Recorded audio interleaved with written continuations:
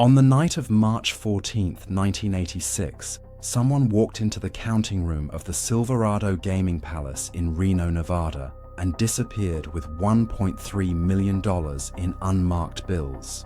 The theft was surgical, precise, and executed with an insider's knowledge that left investigators baffled for over a decade. But what made this case truly extraordinary wasn't the amount stolen, or even the method of the theft. It was what happened next.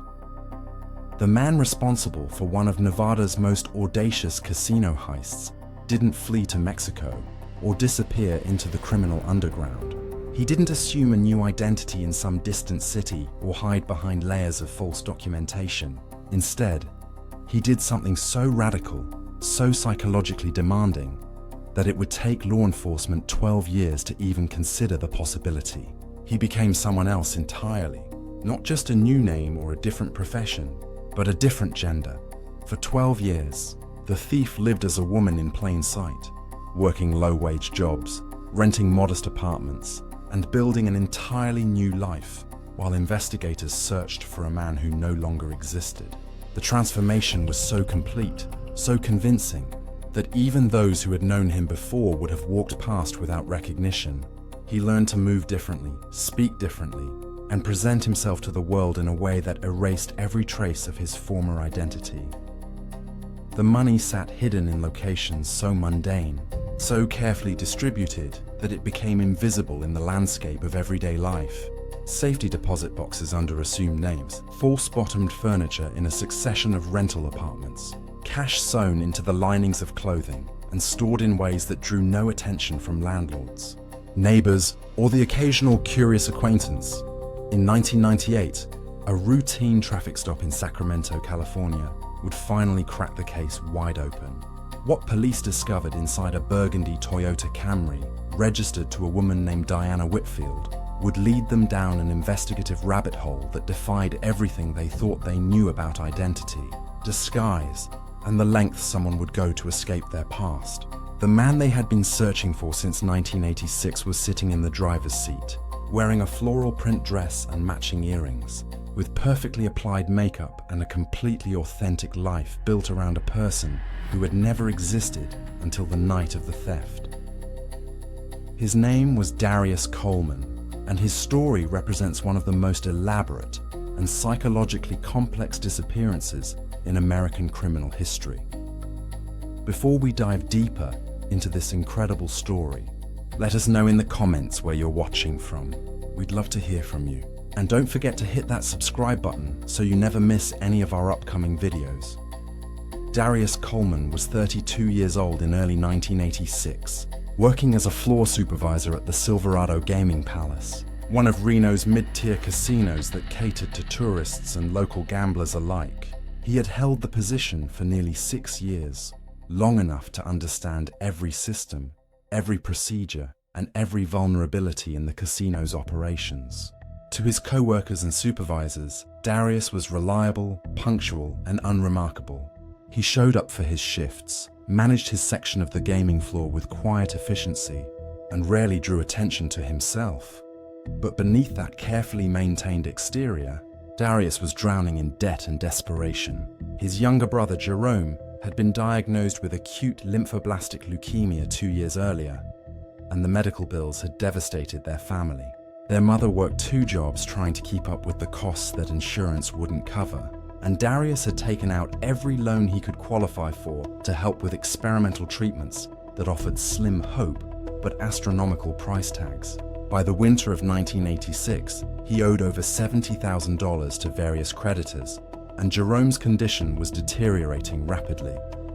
The Silverado Gaming Palace processed millions of dollars every week, and Darius had watched that money flow through the counting rooms for years. He knew when the deliveries came from Brinks. He knew which security cameras had blind spots and which guards got sloppy during the graveyard shift.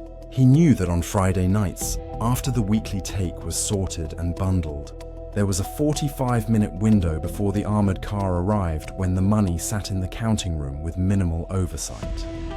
He had never considered himself a criminal. The thought of stealing had always seemed foreign to his nature, incompatible with how he saw himself. But watching his brother waste away while drowning in bills that would take him decades to pay off had changed something fundamental in his thinking. The casino wouldn't miss 1.3 million.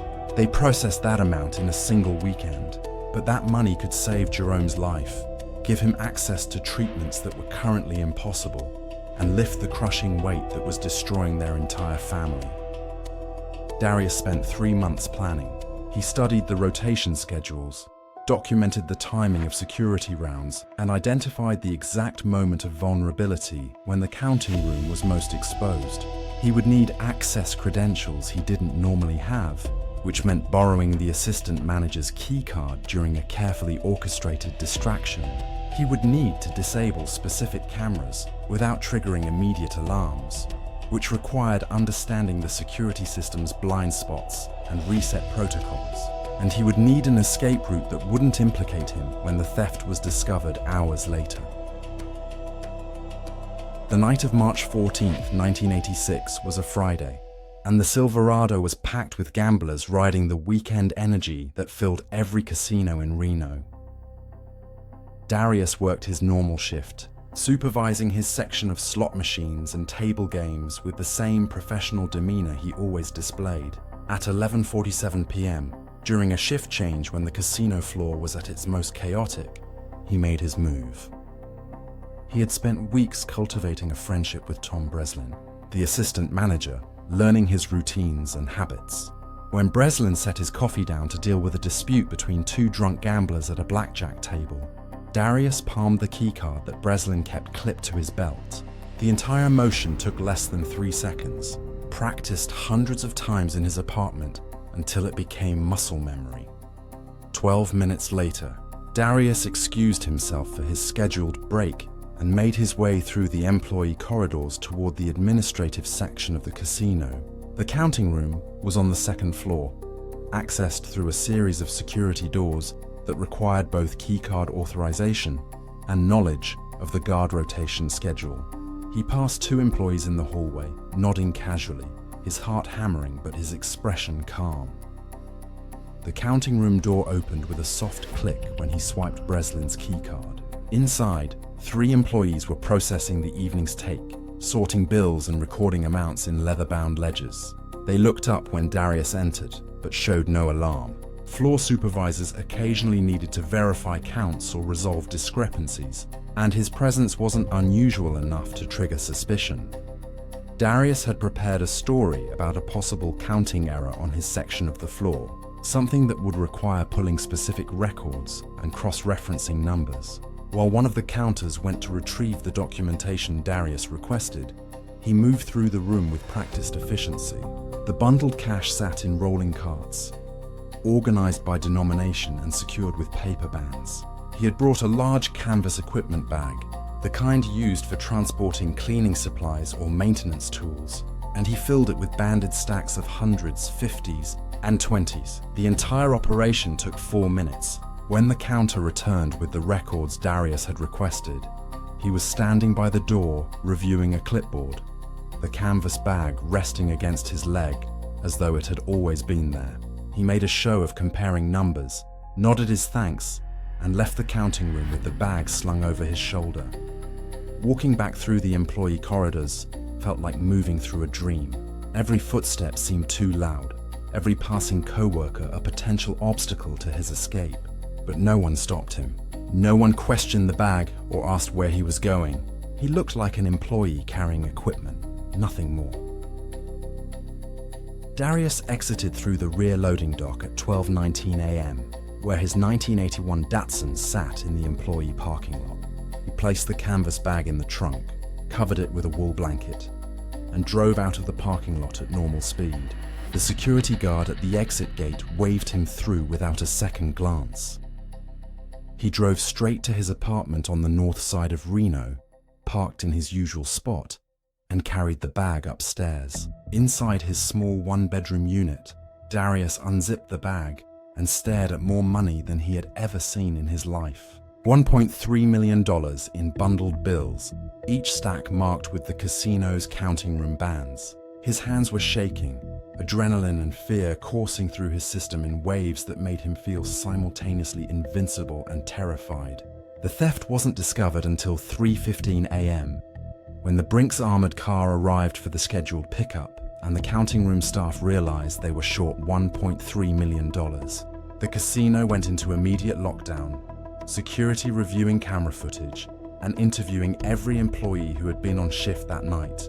By dawn, Reno Police Department and FBI agents were combing through the evidence, trying to piece together how someone had walked out with that much cash without triggering a single alarm. Darius Coleman quickly became a person of interest. His keycard records showed he had been on the second floor during the relevant time window, and when investigators went to question him at his apartment on Saturday afternoon, he was gone. His car was missing, his closet partially emptied, and there was no indication of where he had gone. A warrant was issued for his arrest within 48 hours, and his photograph was distributed to law enforcement agencies across the western United States.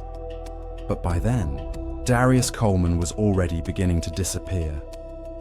The plan Darius had been developing didn't involve running to another city or hiding in some remote location. He understood that law enforcement would be looking for a black man in his 30s, probably using fake identification, probably trying to establish himself somewhere far from Nevada. Every fugitive followed predictable patterns, which made them catchable. Darius needed to do something unpredictable, something so psychologically demanding that investigators wouldn't even consider it as a possibility. He had been thinking about gender transition for years before the heist, not as a criminal strategy, but as something deeper and more personal. There had always been a disconnect between how the world saw him and how he understood himself, a sense that his external presentation was a performance that never quite felt authentic. He had explored these feelings in private, reading books, attending support groups in disguise, and slowly coming to understand that his gender identity was more complex than the simple binary he had been assigned at birth. The heist gave him both the financial resources and the desperate motivation to finally make the transition he had been contemplating. It would serve dual purposes, allowing him to finally live as his authentic self, while simultaneously creating the perfect disguise from law enforcement. A black man named Darius Coleman would vanish completely, replaced by a black woman who had no connection to the theft in Nevada and no criminal record that would draw police attention. Darius drove east from Reno in the early hours of March 15th, heading towards Salt Lake City with the canvas bag hidden in his trunk. He checked into a motel on the outskirts of the city under a fake name, paying cash and avoiding any interactions that might create memorable impressions. For the next 3 weeks, he stayed in that motel room planning every detail of his transformation. He withdrew portions of the stolen money carefully, never taking more than a few thousand at a time from different locations. He opened safety deposit boxes at 5 different banks across Utah, storing the bulk of the cash where it would be secure and untraceable. He purchased clothing, makeup, wigs, and accessories from thrift stores and discount retailers, assembling a wardrobe that would allow him to present as female without drawing attention. He practiced voice modulation exercises for hours every day, learning to speak in a higher register and adopt speech patterns that felt natural rather than forced. The physical transformation required more than cosmetics and clothing. Darius started hormone replacement therapy through an underground network of transgender individuals who helped people transition without formal medical oversight. The hormones would take months to show significant effects, but they began the process of reshaping his body in ways that would make his disguise more convincing. He learned to walk differently, to sit differently, to carry himself with the physical vocabulary that society associated with femininity. By late April 1986, Darius Coleman no longer existed. In his place was Diana Whitfield, a 32-year-old black woman with a manufactured history and a completely new identity. Diana had documentation purchased from a forger in Salt Lake City, including a birth certificate, social security card, and California driver's license. The documents weren't perfect, but they were good enough to pass casual inspection and allow her to establish a legitimate presence in the world. Diana moved to Sacramento, California in May 1986, choosing a city large enough to disappear into, but far enough from Nevada to avoid immediate scrutiny. She rented a small studio apartment in a working-class neighborhood, furnished it modestly with items from secondhand stores, and began building a life that would appear completely ordinary to anyone who observed it. She found work as a cashier at a Walgreens pharmacy, a job that required minimal background checks and paid just enough to cover rent and basic expenses. The work was monotonous and exhausting, but it provided the perfect cover. Diana was just another woman working a low-wage retail job, struggling to make ends meet in a city full of people doing exactly the same thing. Nobody looked at her twice. Nobody asked questions about her past or wondered where she had come from. The psychological adjustment was harder than the physical transformation. Living as Diana required constant vigilance, a never-ending performance that couldn't slip even in moments of exhaustion or stress. She had to remember to respond to her new name, to maintain her voice modulation even when she was angry or upset, to navigate bathrooms and changing rooms and social situations that were laden with gendered expectations. She was still learning to navigate, but gradually, the performance became less conscious. Diana wasn't just a disguise Darius wore to avoid capture. She was becoming a real person, with her own habits and preferences, and ways of moving through the world. The hormone therapy was changing her body in subtle but accumulating ways, softening her features and redistributing her fat tissue in patterns that made her appearance more consistently feminine. She let her hair grow out, eventually styling it in ways that eliminated the need for wigs. She developed relationships with co-workers and neighbors, casual friendships that never went deep enough to reveal anything about her past, but provided enough social connection to seem normal. The money remained hidden in safety deposit boxes across 3 states. Diana rarely accessed it, maybe once every 6 months, to withdraw a few $1,000s that she would then spend gradually over the following months. She never made large purchases or showed any signs of wealth that might draw attention. Her apartment was sparse and functional. Her car was used and unremarkable. Her wardrobe came from discount stores and clearance racks. To anyone observing her life, Diana Whitfield was exactly what she appeared to be. A working-class woman barely getting by. The discipline required to maintain this lifestyle while sitting on over $1 million was extraordinary. There were moments when Diana wanted to break character, to rent a nicer apartment, or buy something extravagant, or simply stop working the exhausting retail job that consumed 40 hours of her week.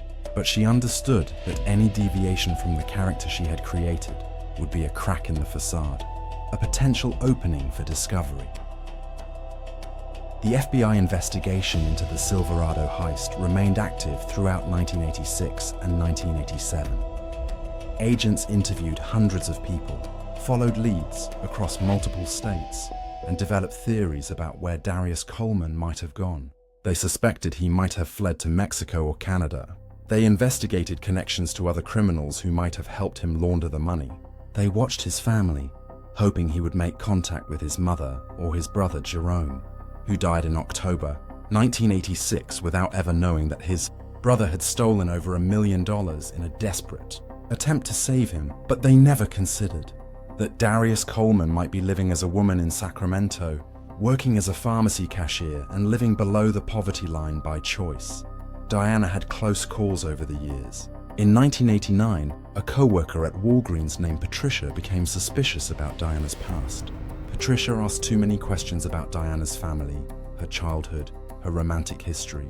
Diana deflected with vague answers and eventually quit the job, moving to a different neighborhood and finding work at a different retail chain. The incident terrified her, reminding her that one persistent question could unravel everything she had built. In 1992, Diana was hospitalized with severe pneumonia. The medical examination and documentation created a paper trail that could potentially expose inconsistencies in her identity.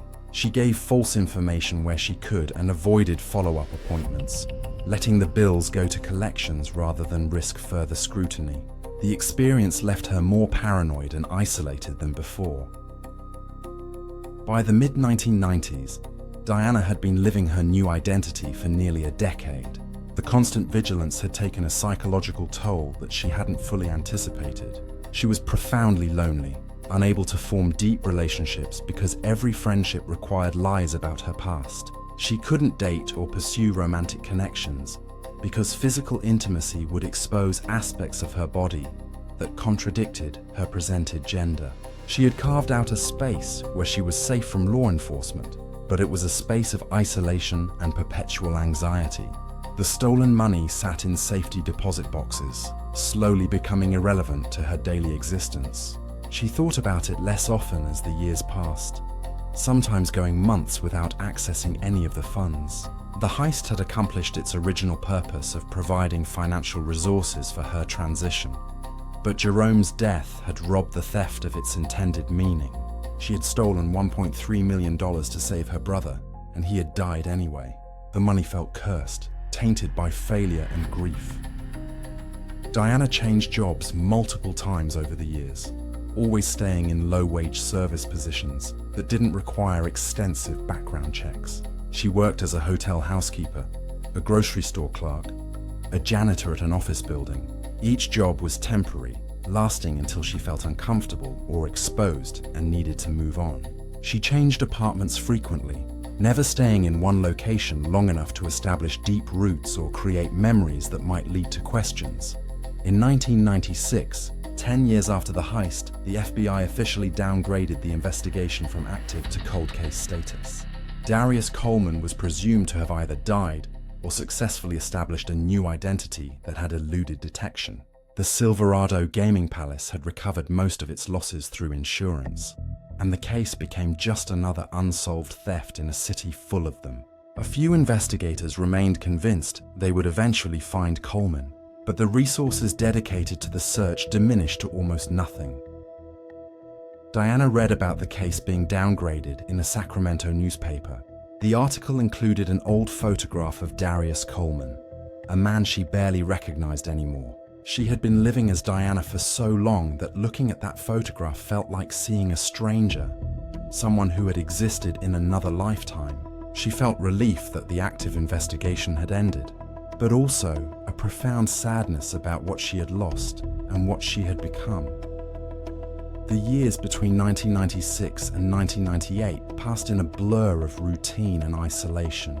Diana worked, paid rent, and maintained her carefully constructed life. She was 44 years old by 1998, middle-aged and increasingly tired of the constant performance that defined her existence. The hormone therapy and years of living as female had made her transformation essentially complete.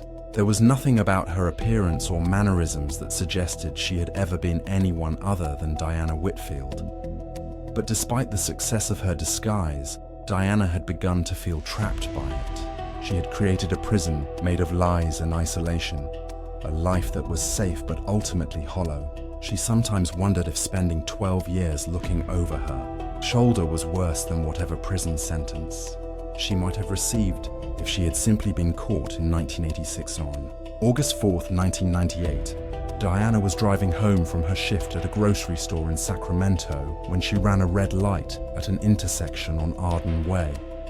She had been distracted, tired after an 8-hour shift, and didn't see the light change. A Sacramento Police Department patrol car witnessed the violation and initiated a traffic stop.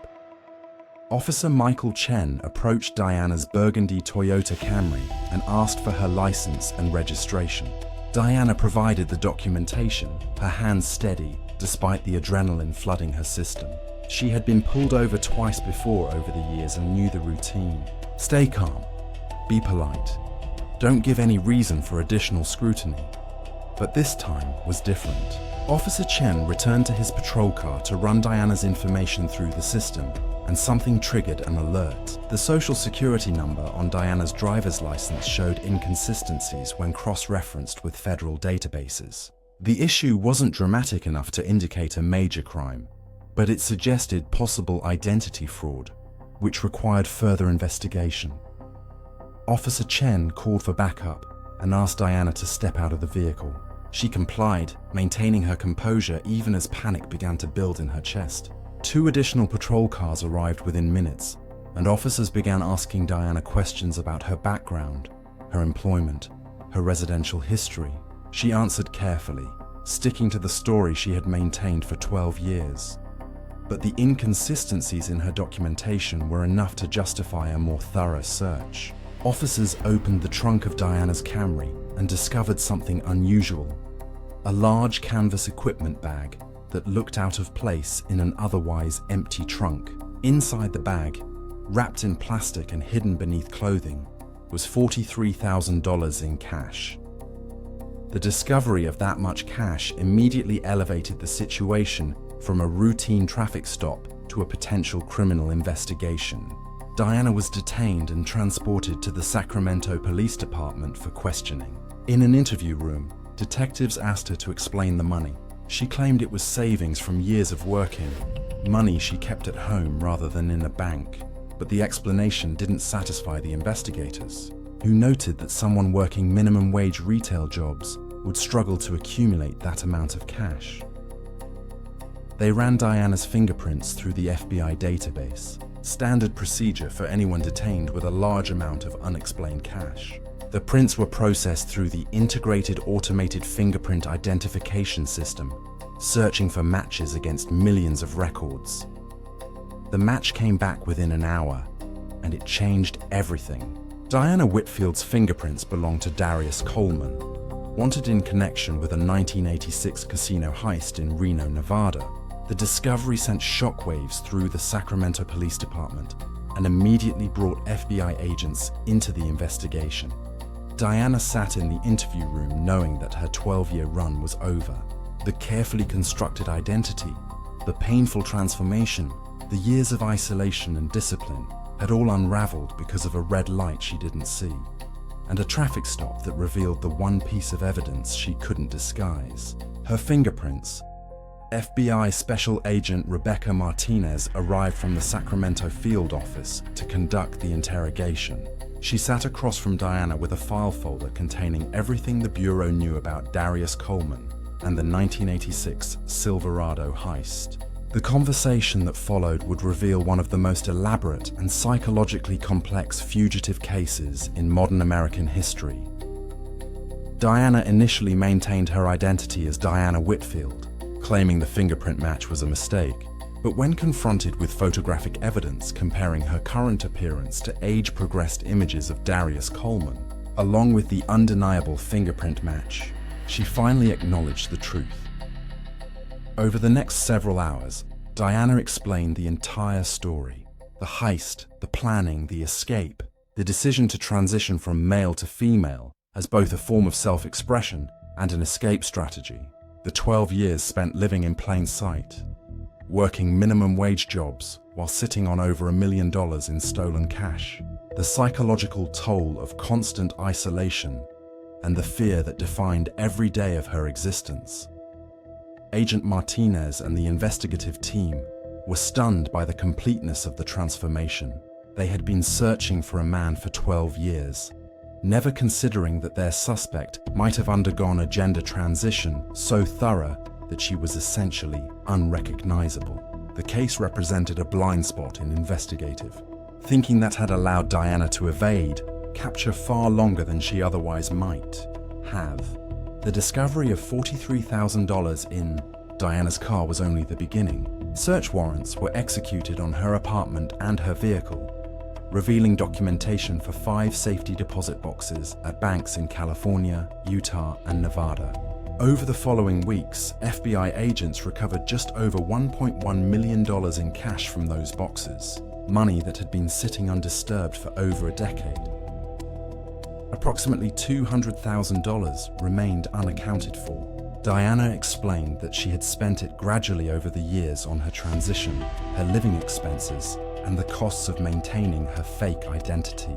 Medical procedures, hormone therapy, forged documentation, and 12 years of rent and basic necessities had consumed that portion of the stolen money. Diana was charged with theft, money laundering, and identity fraud. The case presented unique legal and social questions about how to handle a defendant whose gender identity had changed so dramatically since the original crime. Diana was held in a women's correctional facility pending trial, a decision that reflected both the realities of her physical presentation and the complex questions surrounding transgender inmates. The trial in 1999 garnered significant media attention, not just for the audacity of the original heist, but for the unprecedented nature of Diana's escape strategy. Legal experts debated whether her gender transition was a calculated criminal disguise or a genuine expression of her identity that happened to serve as effective camouflage from law enforcement. Diana's defense attorneys argued for leniency, emphasizing the desperate circumstances that had driven the original theft and the fact that she had lived peacefully for 12 years without committing any additional crimes. The prosecution presented the case as a calculated manipulation of identity designed to evade justice, arguing that Diana had stolen over $1 million and then lived comfortably for years while her victim, the Silverado Gaming Palace, and investigators expended enormous resources trying to solve the crime. They emphasized the premeditated nature of both the theft and the subsequent disguise. In October 1999, Diana was convicted on all charges. The judge sentenced her to 12 years in federal prison with credit for time served. In his sentencing remarks, the judge acknowledged the complexity of the case, noting that while Diana's circumstances were sympathetic, the theft itself had been carefully planned and executed, and justice required accountability regardless of the circumstances that followed. The Silverado Gaming Palace recovered most of the stolen money, though inflation and the costs of the investigation meant they never fully recouped their losses. Security procedures at casinos across Nevada were updated following the case, with enhanced protocols for counting room access and employee monitoring. The case became a teaching example in law enforcement. Circles about the need to think beyond conventional assumptions when pursuing fugitives. Diana began serving her sentence at a federal women's prison in California, where she continued living as female and eventually became an advocate for transgender inmates navigating the complexities of the prison system. She participated in several interviews from prison, discussing both the heist and her experience living as a fugitive in disguise. In those interviews, Diana expressed deep regret about the theft, acknowledging that her desperate attempt to save her brother Jerome had ultimately been futile and had caused harm to innocent people. She also spoke about the psychological toll of living in constant fear and isolation, describing the 12 years as a kind of self-imposed prison that was in many ways worse than the formal incarceration she was now experiencing. She was released in 2008 after serving 9 years with good behavior. By then, she was 54 years old, and the world had changed dramatically regarding transgender rights and acceptance. Diana resettled in Portland, Oregon, where she lived quietly and worked part-time at a non-profit organization supporting formerly incarcerated individuals transitioning back into society. The case of Darius Coleman, who became Diana Whitfield, remains one of the most unusual and psychologically complex criminal cases in American history. It raises profound questions about identity, desperation, and the lengths people will go to escape their past. Diana managed to hide in plain sight for 12 years, not in some remote location or criminal underground, but in the mundane landscape of everyday life, transformed so completely that she became invisible to the very people searching for her. The story serves as a reminder that sometimes the most effective disguises aren't elaborate or dramatic. Sometimes they're simply the decision to become someone so different from who you were that even those looking directly at you can't recognize what they're seeing. Diana's transformation was successful not because it was perfect, but because it was so complete and so genuine that it fell outside the boundaries of what investigators thought possible. The $1.3 million heist at the Silverado Gaming Palace was solved not through brilliant detective work or a lucky break, But because of a routine traffic stop and a red light that Diana didn't see, after 12 years of perfect discipline and careful planning, the smallest mistake exposed everything. It's a testament to the impossibility of truly escaping your past. No matter how thoroughly you try to transform yourself, the person you were always remains in your fingerprints, in your DNA, in the choices you made before you became someone new. Diana's story also sparked unexpected conversations in the transgender community about representation and authenticity. Some advocates argued that her case reinforced harmful stereotypes about transgender individuals being deceptive or using their gender identity as a disguise. Others pointed out that Diana's transition appeared to be genuine, not merely a criminal strategy, and that conflating her authentic gender identity with her criminal past was unfair and reductive. In interviews conducted years after her release, Diana addressed these concerns directly. She explained that while the heist had provided the financial means and desperate motivation to finally transition, the feelings of gender dysphoria had existed long before she ever considered stealing from the casino. The crime gave her the resources to become who she had always felt herself to be, but it didn't create that internal sense of identity. She acknowledged the unfortunate timing and the way her story could be misused to stigmatize transgender people, expressing regret that her criminal actions had become entangled with her gender journey. Investigators who worked the case, including Agent Rebecca Martinez, later reflected on how their assumptions had limited their search. The FBI had considered thousands of possibilities for where Darius Coleman might have gone and what he might have become, but gender transition hadn't appeared on their radar as a viable hiding strategy. Martinez noted in a 2005 interview that the case had fundamentally changed how the Bureau approached fugitive investigations, adding gender transition to the list of potential disguises that needed consideration when tracking long-term fugitives. The psychological impact of living as Diana for 12 years left permanent marks on her psyche. In therapy sessions mandated during her incarceration, she described experiencing a form of dissociation where she sometimes couldn't remember which version of herself was real.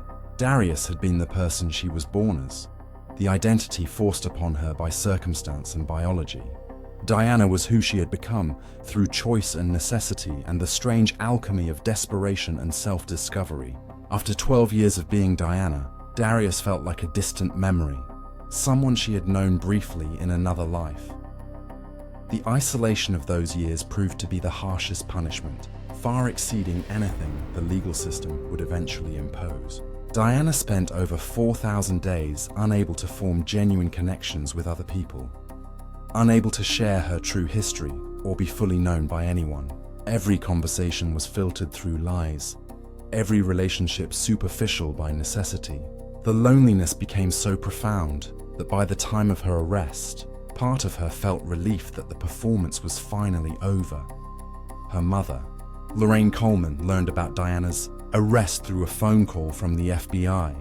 The revelation that her son had not only committed a major theft, but had spent 12 years living as a woman left Lorraine struggling to process competing emotions of shock, grief, and confusion. She had mourned Darius as missing and presumed dead for over a decade. Now she learned he was alive but had become someone she didn't recognize. Lorraine eventually visited Diana in prison, a meeting that was by all accounts painful and awkward, but ultimately led to a tentative reconciliation. Lorraine struggled to understand the gender transition, but ultimately chose to maintain a relationship with her child, regardless of the form that relationship took.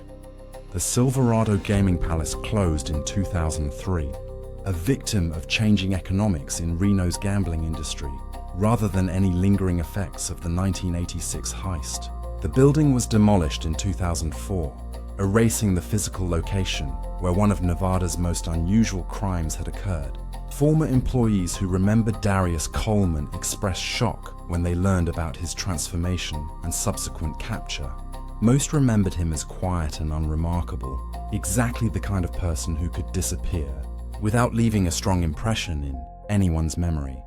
The $43,000. Found in Diana's trunk was the detail that ultimately unraveled everything. She had violated her own rule about never carrying large amounts of cash. A lapse in discipline that came from 12 years of successfully evading detection. She had grown comfortable, perhaps even a bit careless, believing that enough time had passed that she was truly safe. That comfort led to the casual decision to transport money that she should have left hidden, and that decision led directly to her exposure. Diana's case file remains in the FBI's training database as an example of creative fugitive methodology and the importance of challenging assumptions during investigations. New agents study the case to understand how someone can hide, not by disappearing, but by transforming so completely that they become unrecognizable. The case demonstrates that effective disguises aren't always about false documents or physical alterations, but about psychological and social transformation that makes someone invisible by making them into someone else entirely.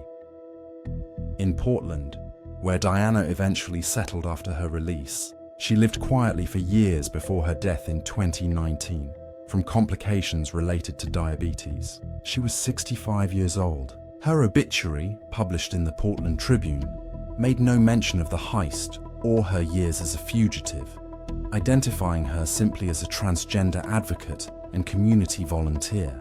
Only those who remembered the case from 20 years earlier would have connected Diana Whitfield to Darius Coleman and the 1986 Silverado heist.